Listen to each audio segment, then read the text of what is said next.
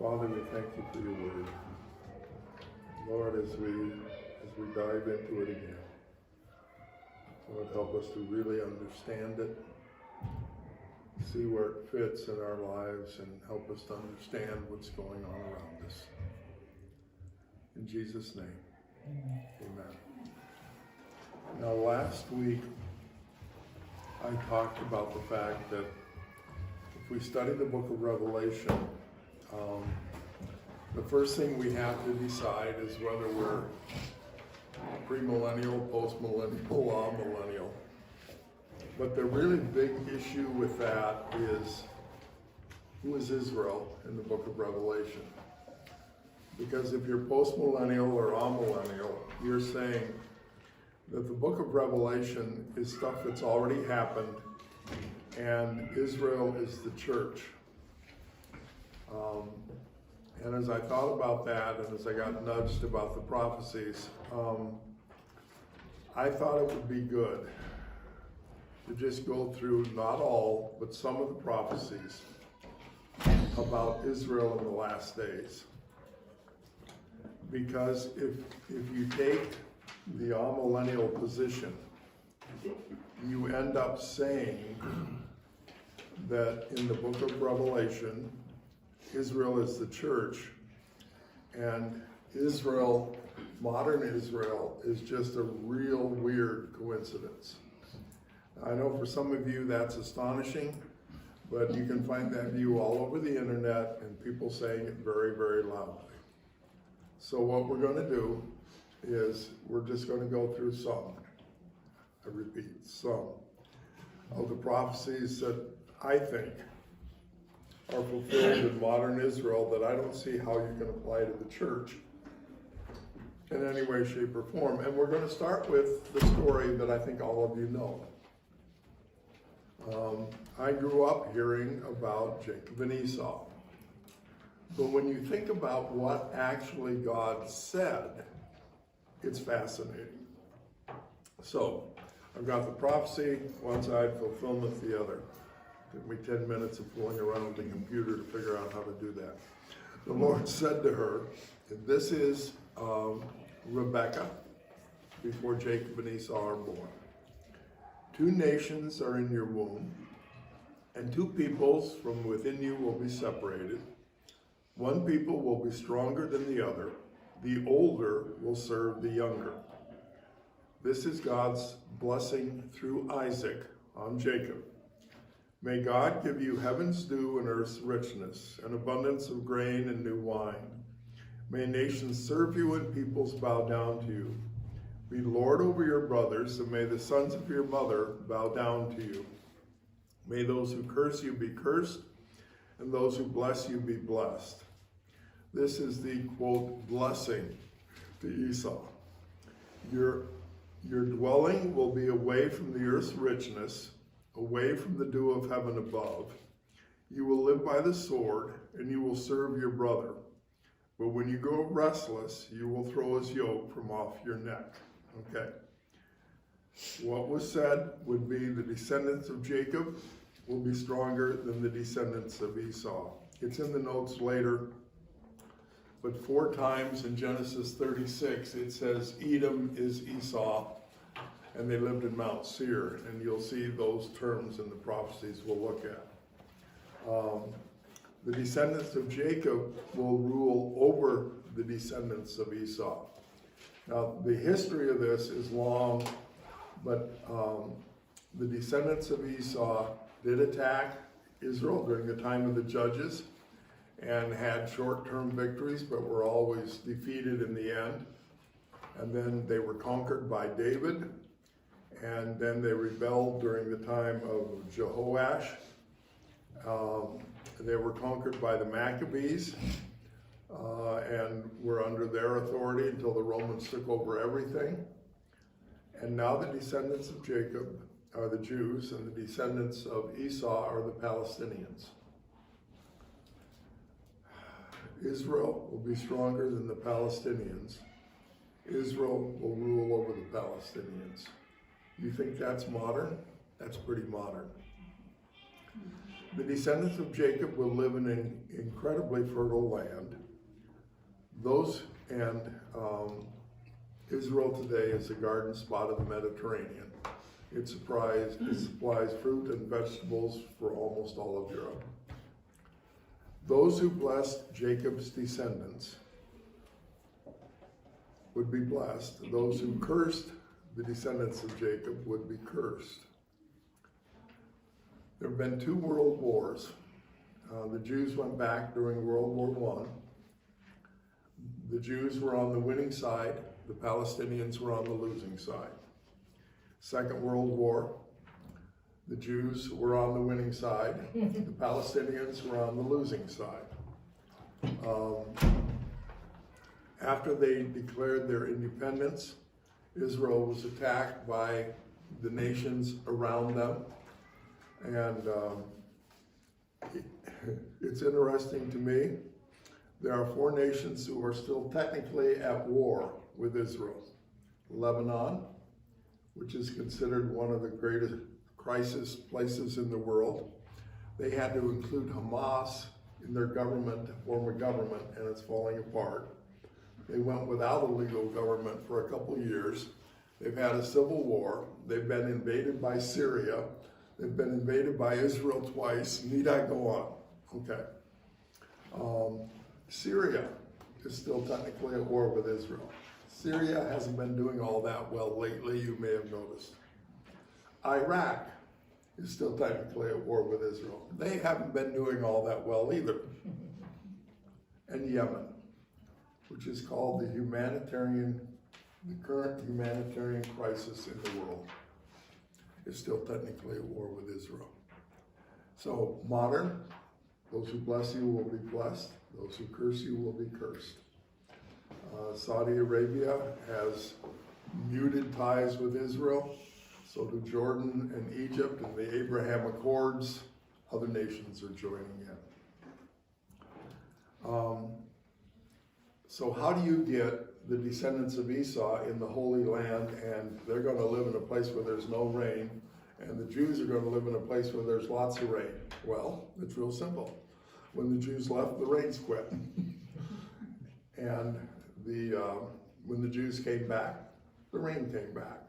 And there'll be specific prophecies about that. That says the Palestinians, the descendants of Esau, would live by the sword. The Palestinians still pay the families of suicide bombers. Indiscriminate violence. The Palestinians will serve the Jews, but will for a time get out from under their authority. Ever since the Jews came back, the Jews keep winning every single time. I'm going to keep going. This is Isaiah 11. In that day, the Lord will reach out his hand a second time to reclaim the surviving remnant of his people from Assyria, from Lower Egypt, from Upper Egypt, from Cush, from Elam, from Babylonia, from Hamath, and from the islands. I've said of the sea. A lot of translations do. The NIV says the Mediterranean, which is the sea, but here I don't think it is. He will raise a banner for the nations, will gather the exiles of Israel. He will assemble the scattered people of Judah from the 4 quarters of the earth. Ephraim's jealousy will vanish, and Judah's enemies will be destroyed. Ephraim will not be jealous of Judah, nor Judah hostile toward Ephraim. Okay, so the second time you will bring back the remnant. Okay? So that's got to be modern times, because they were dispersed in 2 separate groups, Israel and then Judah, 722 and 586. They came back 70 years later. They were dispersed again in 70 AD and 135. That's in notes from last week. They've been gathered the second time. They've been gathered all over the world. Now this is going to show up 3 or 4 other places. But Israel and Judah split into 2 nations in 930 BC. I'm using Ryrie's notes. I think he's pretty much right. And we're at war most of the time until Israel went into captivity to Assyria in 722. I got to thinking about it. The United States and Canada were all under the protection of England and serving England until the Revolutionary War, so say 1776. So we're talking about 240 years. How many of you think of Canadians as part of the United States? And we haven't been at war other than in the Revolutionary War and the War of When the Revolutionary 1812. War came, as the line was drawn, they stayed there, we stayed here. Yeah. So if we'd been at war most of the time for 240 years, what would be the chances we'd see ourselves as one nation again? So this prophecy about Israel, the two nations that were at war most of the time for 208 years came back as one united nation with none of their old hostility and destroyed all their enemies. Well, that's predicted in Isaiah chapter 11. And it's awfully hard to see anything in the church fulfilling that. The second page is coming around. I don't know if I'm going to read all of this. But you, Israel, my servant, Jacob, whom I have chosen, you descendant of Abraham, my friend, I took you from the ends of the earth. That's not the first restoration. Okay? From its farthest corners I called you. I said, you are my servant. I have chosen you and not rejected you. So do not fear, for I am with you. Do not be dismayed, for I am your God. I will strengthen you and help you. I will uphold you with my righteous right hand. All who rage against you will surely be ashamed and disgraced. Those who oppose you will be as nothing and perish. Though you search for your enemies, you will not find them. Those who wage war against you will be as nothing at all. Every war the Jews have fought since 1948, they've been outnumbered. It was about 100 to 1, the first one. And every war has ended rather quickly with their enemies in total disarray. The only time that Israel actually lost ground early in the war was the Yom Kippur War, when they were attacked during the holiest day on the Jewish calendar, and they weren't as ready as they were the other times. But every one of them, they won. Do not be afraid. This is Isaiah 43. For I am with you. I will bring your children from the east and gather you from the west. I will say to the north, give them up, and to the south, do not hold them back. Bring my sons from afar and my daughters from the ends of the earth. Again, that's the regathering. It's interesting. They came from the east and the west.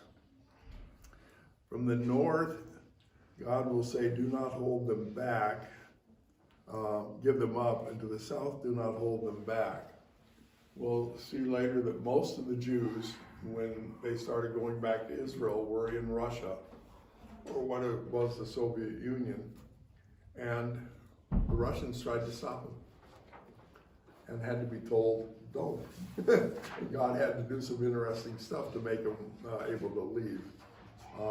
And also the Muslim nations on the southern tip of Saudi Arabia gave them some grief about leaving from the south. And it's just interesting. It says to the north and the south, God's going to have to say, let them go. Okay, this is Isaiah 66. Before she goes into labor, she gives birth. Before the pains come upon her, she delivers a son. Who has ever heard of such things? Who has ever seen things like this? Can a country be born in a day, or a nation be brought forth in a moment? Yet no sooner is Zion in labor than she gives birth to her children.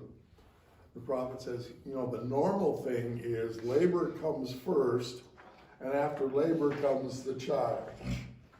But Israel will be born as soon as the labor starts, and then the labor pains will come afterward. So what happened is the United Nations said Israel is an independent state. And as soon as Israel said, yes, we are, every nation around them attacked them. So the labor pains came second. And I think it's a fascinating prophecy. And just because I love trivia, who could tell me who made the motion that Israel should be a separate state among the nations? Is it England? In Russia. Russia. And all of the Soviet satellite nations in the Eastern European bloc voted for them to become an independent nation, or they would not have had enough votes. And how that worked out is fascinating stuff if you ever want to look at it. Okay. My favorite part of that is it happened in Yeah, one day. one day. Okay. I'm giving you a lot of paper today. This is Jeremiah 3:18.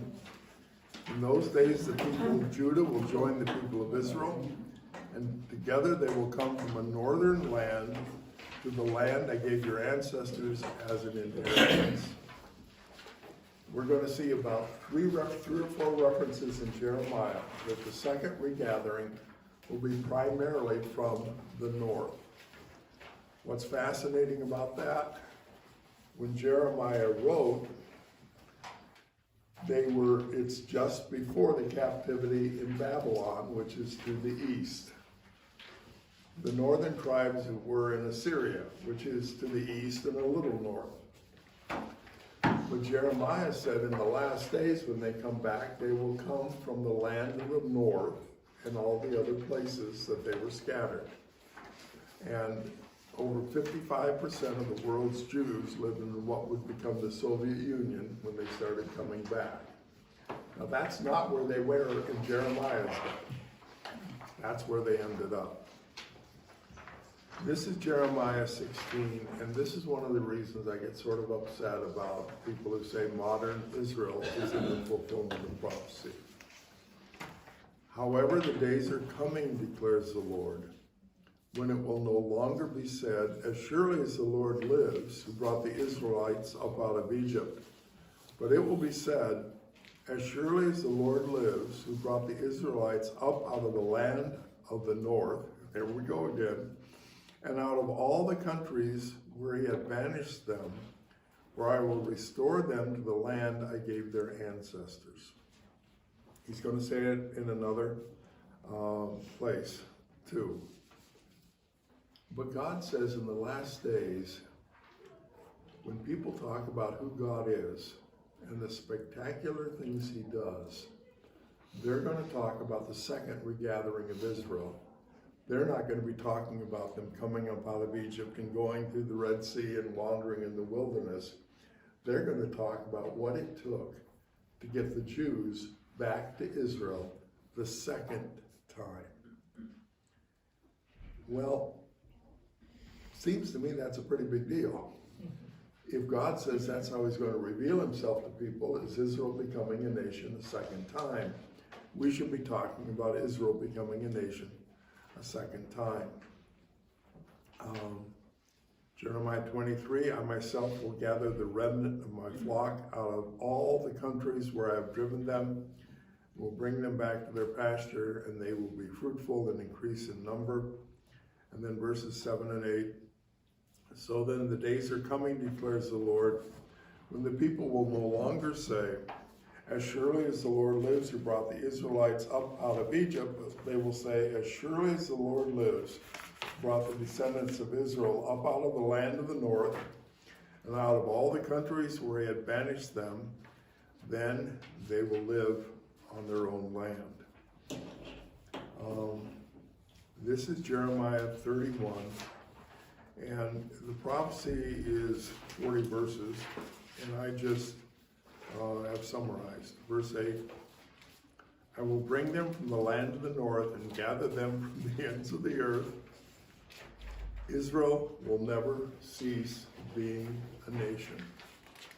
You will hear people say, well, yeah, they came back, but they'll probably get scattered again. No, they're back. Verses 38 to 40, if you're really interested in this, you can do this, and it's a lot of fun, but it's some work. Has the modern boundaries of Jerusalem detailed. And if you look at a map of Jerusalem in the time of David, it's sort of like this. And then modern Israel is sort of like this. And Jeremiah says which directions the city will grow. Now that's sort of a fascinating little prophecy, but it's right on.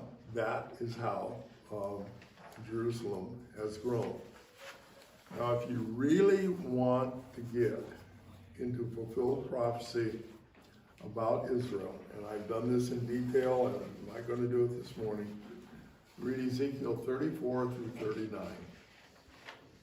There is so much stuff going on with the Palestinian situation, and it's all over the place in Ezekiel 34, 35, 36, 37, 38, and 39. So I'm going to, a couple verses from chapter 34 are about them being dispersed and regathered. They were scattered over the whole earth, and no one looked for them. From 135 AD till about 1850, 1870, no one was thinking about gathering the Jews. They were just out there. God was done with them. That's what everybody thought. Verse 26, I will send down showers in season when they come back. The rain came back. I will provide for them a land renowned for its crops. Remember Mark Twain, when he went in Innocents Abroad, he called Israel in his day the most desolate piece of real estate he'd seen on the entire planet. And now it's a garden spot again. Okay, if you want to know why I keep saying Palestinians for Esau and Edom in verses in Mount Seir, it's Genesis 36:1, Genesis 36:8, Genesis 36:19, and Genesis 36:43. All say Esau is Edom, and they lived in Mount Seir. Okay. This is Ezekiel 35. Because you harbored an ancient hostility and delivered the Israelites over to the sword, the time of their calamity, the time their punishment reached its climax. Therefore, surely as I live, declares the sovereign Lord, I will give you over to bloodshed, and it will pursue you. Since you did not hate bloodshed, bloodshed will pursue you. I'm not going to read Obadiah. But you've got verses 10 to 14 on the sheet. And the entire book of Obadiah is about the Palestinians, the descendants of Esau. And what it's about is that when the Babylonians came in 587, then 586 BC, and finally destroyed Jerusalem, it's really sort of fascinating. They came to the parting of the ways, and it says that Nebuchadnezzar shook the things like casting lots, and he looked at the liver of something, and he made the decision, go to Jerusalem, don't go to Edom. And Edom said, well, we're going to get on Nebuchadnezzar's good side, and we're going to go to war against Jerusalem with them. And it talks about they joined the Babylonians, they gloated over them, they rejoiced at their misfortune. They waited at the crossroads to cut down their fugitives and hand them over to the Babylonians. It was, it was bad. The reason God will not bless the Palestinians is their ancient hostility toward Israel that showed itself when they helped the Babylonians capture Jerusalem in 586 BC. The Palestinians will be destroyed as a nation. I don't know if Dwight and Linda remember, but I was teaching a Bible study called What in the World is Going On in the Middle East? And I made a couple predictions. And one of them was that the Palestinians were going to cease to be a significant player in world affairs. And people said, where are you getting that? And I said, I'm getting it right out of the Bible. They're going to cease to be a significant player. They're going to be destroyed. And you get it out of Obadiah. You get it out of Ezekiel 35 and Ezekiel 36:5. You get it out of the book of Malachi, verses 2 through 6, where God says, they may build, but I will destroy, and I will be their enemy forever. God will not forgive nations that attack Israel. Okay, it's pretty blunt. Ezekiel 35 and verse 10. I'm whipping through this, but you know, I want to get to Revelation eventually.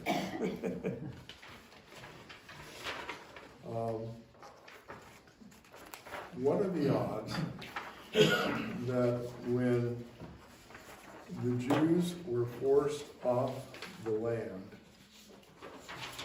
that the people who claimed the land would claim it was theirs from God? Ezekiel 35:10, because he said, these two nations and countries will be ours, and we will take possession of them.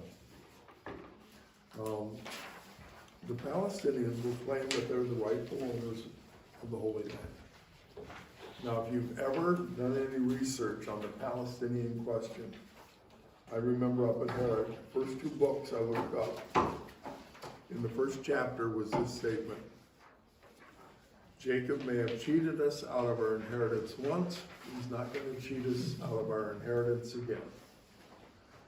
Almost all of us are descendants of Esau. He was the firstborn. He should have had the land as his right from God. And the rest of us are Arabs, and Ishmael was Abraham's firstborn, and he got gypped out of his inheritance too. We have more right to this land than the Jews have ever had, and they're not going to steal it from us again. Yeah. Well, the prediction is that the people who will take the land will claim that it's theirs by right. Yes, they did. Okay.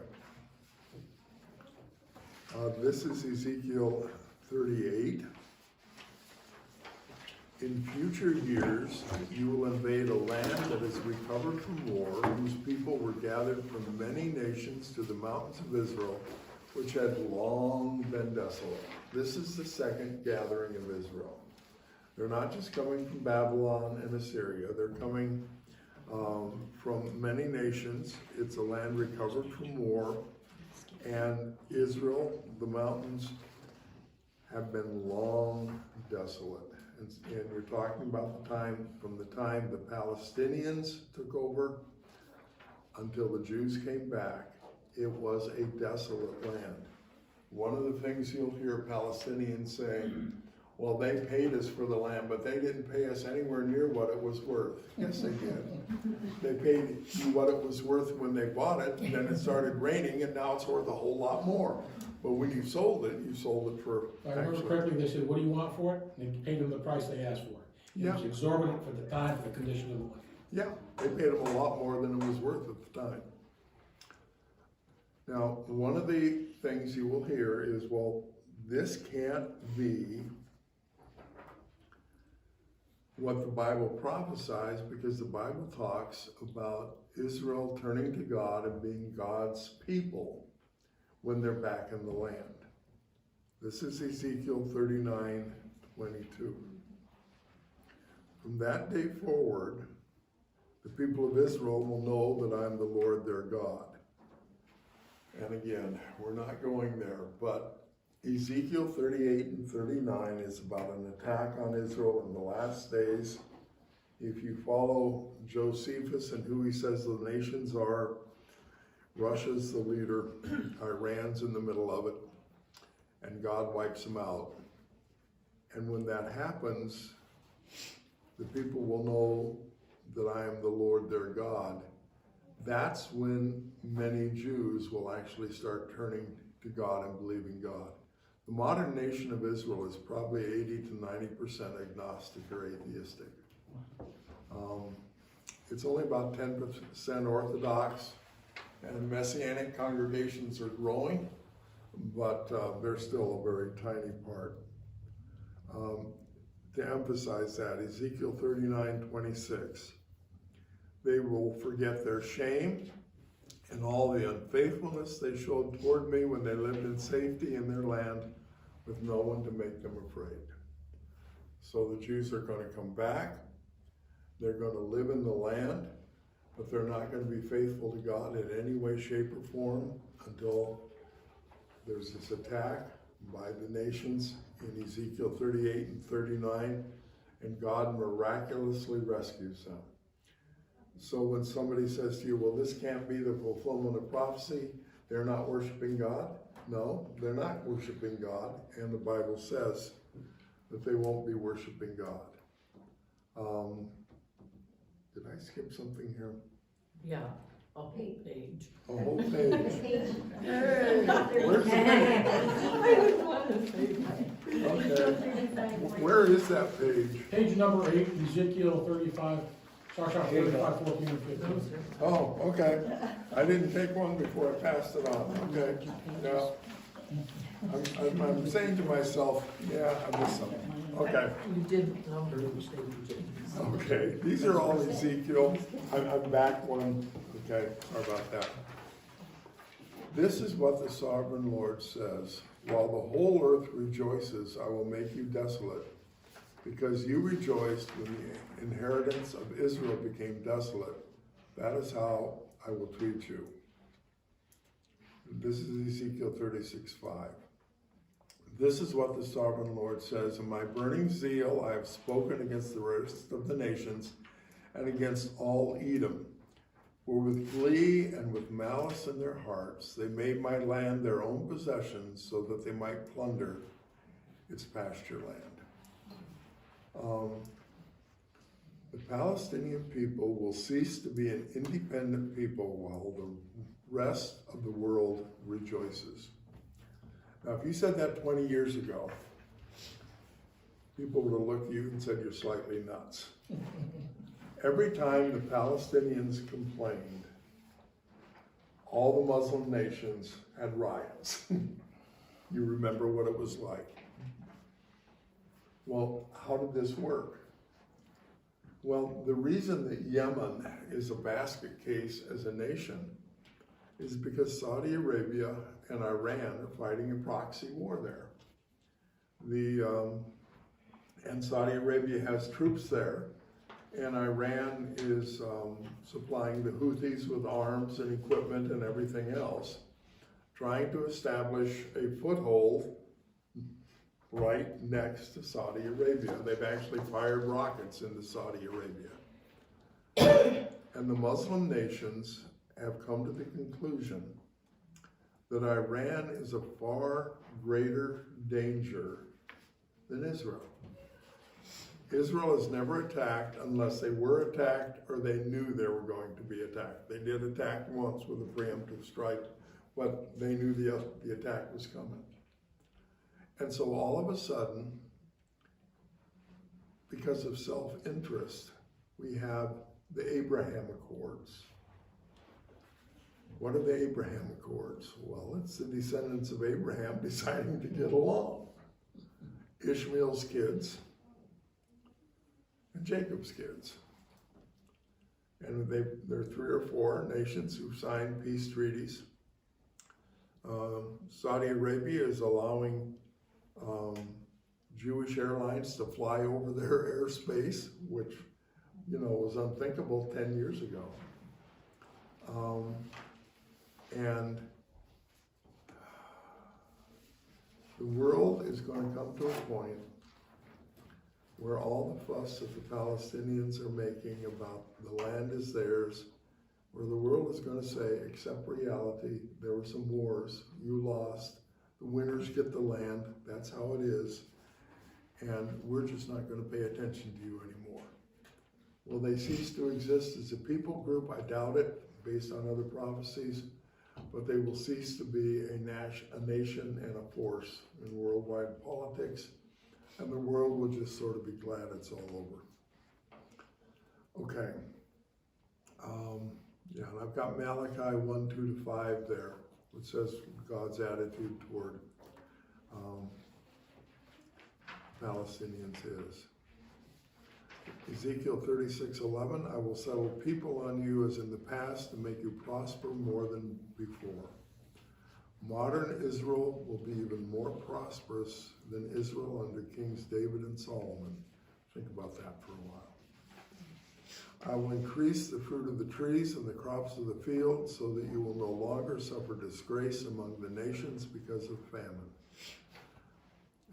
Abraham left the Holy Land because of famine, went to Egypt. He left because of famine and went to the Philistine territory.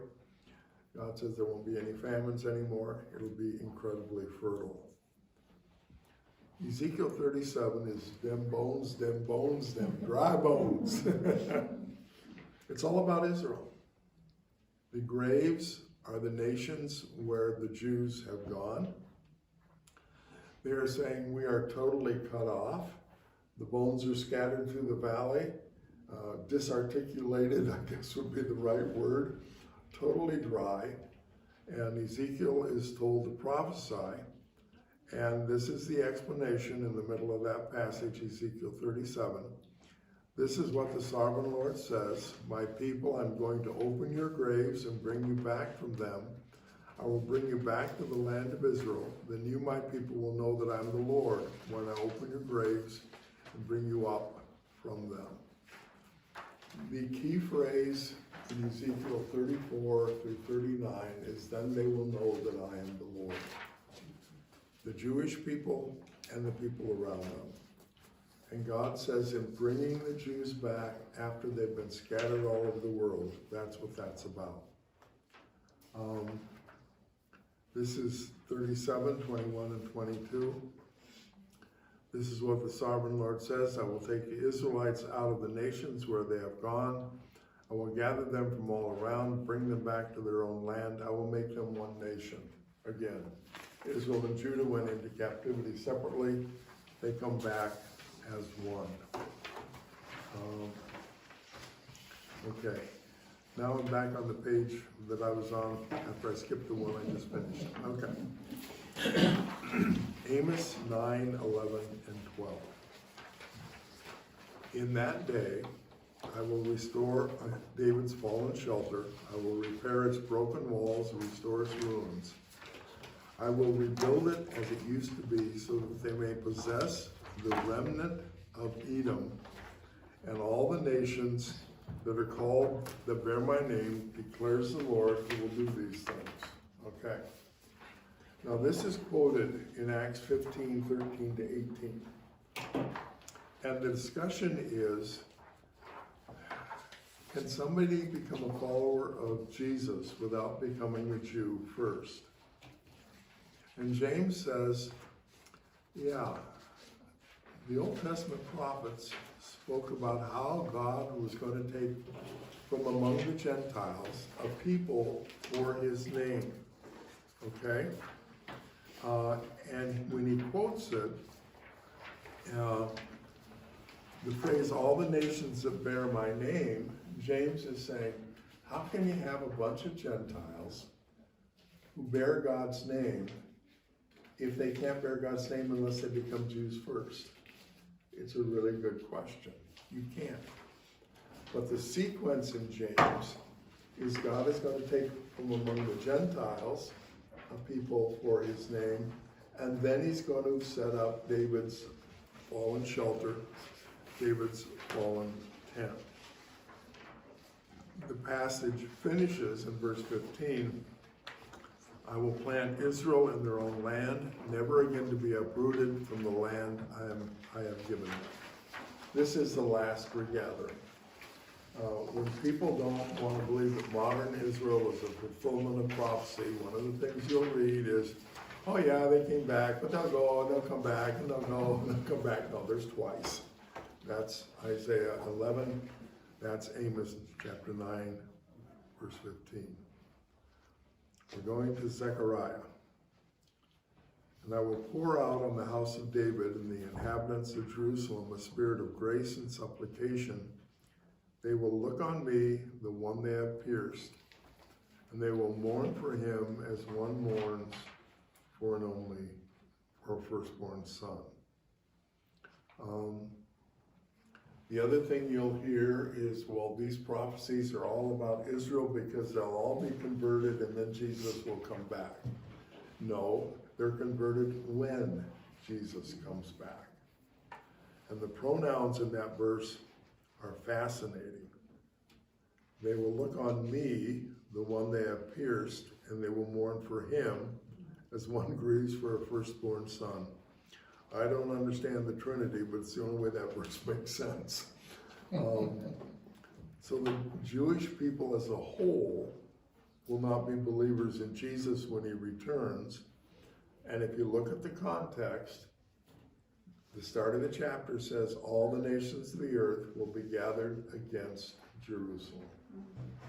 Okay? And I didn't put Zechariah 14 in here, but it says the same thing there, and it says when their Messiah comes back, his feet will land on the Mount of Olives. And that's the only place in the Bible that says where Jesus will come back to. Okay. This one came up, and I would not use this as my first one. I'm using the Living Bible here. At that time, I will change the speech of my returning people to pure Hebrew so that all can worship the Lord together. Now, the Living Bible is the only translation that is this definite, although other translations seem to hint at this meening. I looked it up on every translation in Bible Gateway, and there are a number of them that seem to imply they will return to a pure language, but at least half of them don't. I've heard people who know a lot more about Hebrew than I do say that's what it means.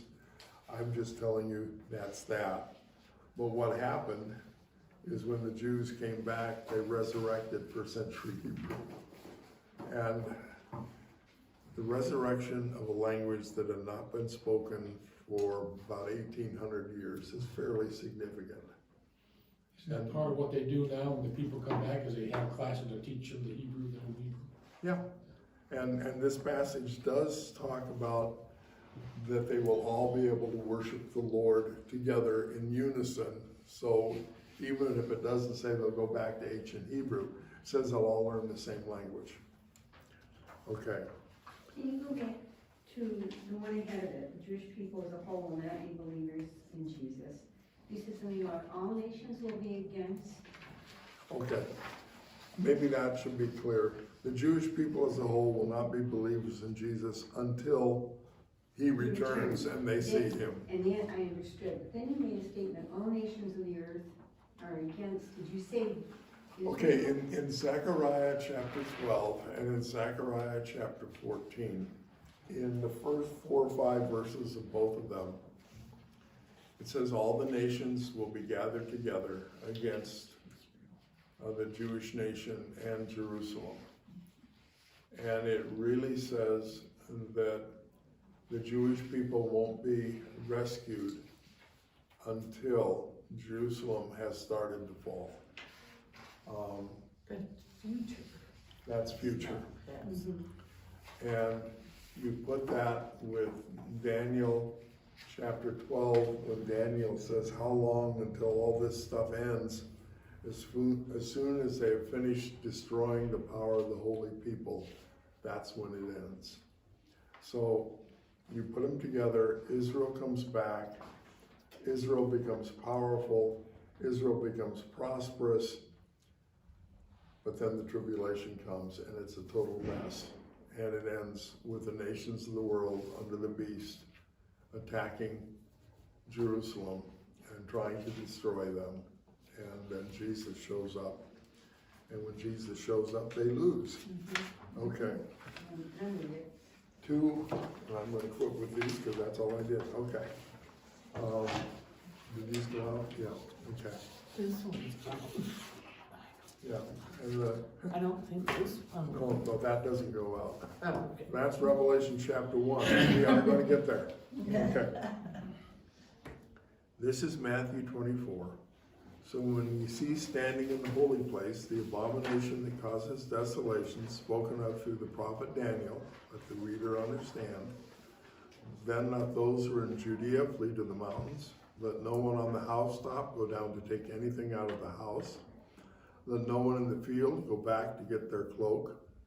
How dreadful it will be in those days for pregnant women and nursing mothers. Pray that your flight will not take place in winter or on the Sabbath, for then there will be great distress, unequaled from the beginning of the world until now, and never to be equaled again. What's going to happen is going to be worse than the Holocaust. You can't have the abomination of desolation unless the temple is rebuilt. They're working on it. And as soon as something happens to the Mosque of Omar, or they take over the Temple Mount, they're going to put it up. And I found this fascinating when I preached through Matthew 24, the flat roof thing, and anybody on the rooftop not go down. When the Jews came back, they built houses with normal pitched roofs. That's from where they came from. But according to the major Jewish newspaper I forget how I got there, they had a whole long article on why flat roofs are coming back in Jerusalem. It was fascinating stuff because in the last 20, 30 years in Jerusalem, people are building flat roof houses. And so something that was true in the first century that wasn't true up until the last 10, 20 years is now true again. And the Sabbath will be enforced. Pray that your flight may not be on the Sabbath. Matthew's the only one that records this, but public transportation in Israel is forbidden on the Sabbath, except from the Tel Aviv airport to Tel Aviv to a motel or a hotel. Okay, Luke 21. I'm not going to read the first part of it. The last couple sentences. There will be great distress in the land and wrath against this people. They will fall by the sword and be taken as prisoners to all the nations. Jerusalem will be trampled on by the Gentiles until the times of the Gentiles are fulfilled.